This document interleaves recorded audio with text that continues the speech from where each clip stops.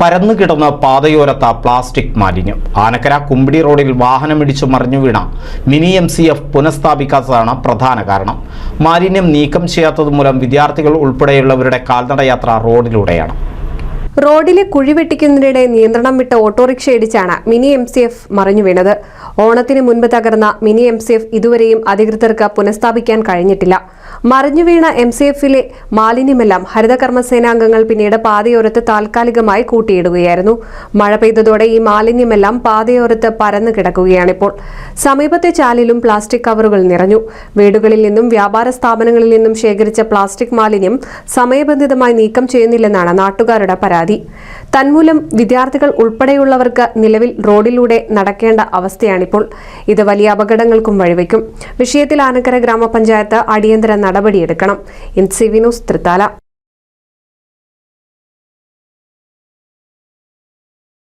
ഓണത്തെ വരവേറ്റ് Edappal beauty silks. August 20 മുതൽ September 30 വരെ ബ്യൂട്ടി സിൽക്സ് മിന്നിച്ചോണം. സ്ക്രാച്ച് ആൻഡ് വിന്നില്ല, നറുക്കെടുപ്പില്ല, കൈ നിറയെ വാരിക്കോരി സമ്മാനങ്ങൾ. Beauty silks, Calicut road, Edappal.